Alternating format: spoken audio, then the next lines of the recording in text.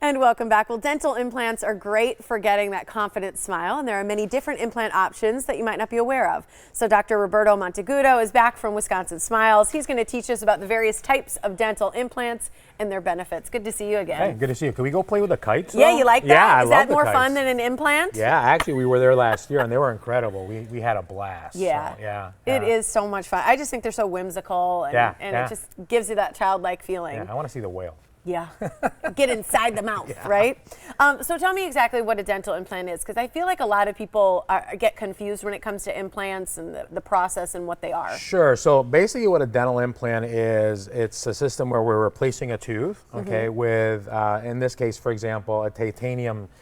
Some people call it a screw. I don't like calling it a screw. It's basically a prosthesis that we put inside somebody's Sounds jaw. like you have a mechanic in your mouth. Basically. Otherwise. So if we look at the screen here, we could actually see how the implant goes into the jawbone. Over the implant, we place what's called an abutment, and then over the abutment, we place a crown. So basically, we're the crown is the tooth. Yes, it's a tooth that we actually see. So, and I brought here some examples of basing an implant. The last time we talked about it, I brought this really big, huge one here. I actually brought one that is actually the actual size of an implant. And they're very small titanium prostheses that go inside, again, the bone. So we're looking over here. We're looking at this one here. This is actually the, that one. This is basically what we just saw on the screen, where we have the implant itself, and then the abutment that goes over, and then over this we would actually fabricate a crown. So that's just an enlarged version. Yeah, just an enlarged version, because actually last time we did it, I had people come saying, are they really that really size? That big? No. So we actually brought one here. That's just to demonstrate visually. It's a very small, it's a very small implant. So, and they work great. So why would somebody need an implant? What are they getting them for? Is it because they had a abscess and they lost a tooth, or? Yeah, anybody who's lost a tooth, can get a dental implant. Anybody, for example, has lost multiple teeth, and in certain cases, they've lost all their teeth and they're walking around with dentures. Yeah. Well, there are different type of implants that we could use, so they either don't have to use the adhesive that's used, like Polygrip and stuff like that, and a lot of people don't like.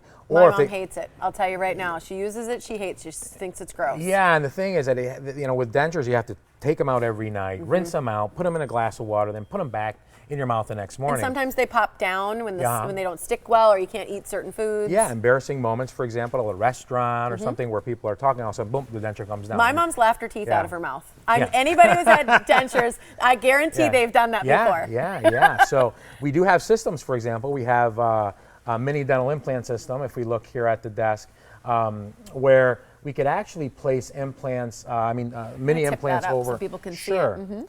They're basically mini implants that we could place in the jawbone.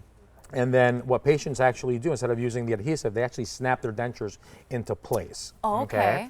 So unfortunately, I forgot to bring the top portion that comes from it. That's okay, but we kind of see this would snap over technically. Yeah. Now this is the other version, which is called in the dental community, it's called all-on-4, or basically what we do is that we place dental implants and then we screw in the teeth. So the great thing about this one here, as it doesn't come out at all. Those are permanently placed. Yes, they're permanently placed. Okay. And so here's an actual. What about food or things? Can that get underneath? Yeah, you are going to get some food underneath, but there's a very easy way to clean it. You could use like a water pick. There's certain dental flossers that you could use.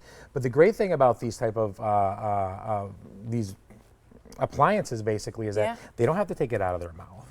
Okay, they're in there pretty much permanently, and they can eat and chew whatever they want. Can you take them out of their mouth? Do they have to come in for maintenance to do that? Yes. From time to time, they may have to come in for maintenance, and all we have to do is, when you look at the top portion of the appliance, there's a little screw hole. We just go in with it.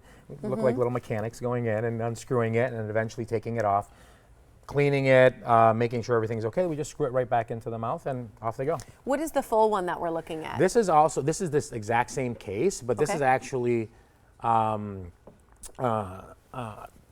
From another patient that we had. Okay. So this is basically another model, and it basically shows what these look like. Now these are made out of all porcelain. They really look nice. Yeah, these are not. Yeah, these are not denture teeth. Beautiful teeth. Yeah, these are made out of denture teeth, and we usually use these as temporaries. When the implants are placed, we have to have a healing period, about 4 or 5 months or so, and then after the implants have healed, then we could go ahead and make the more permanent restoration.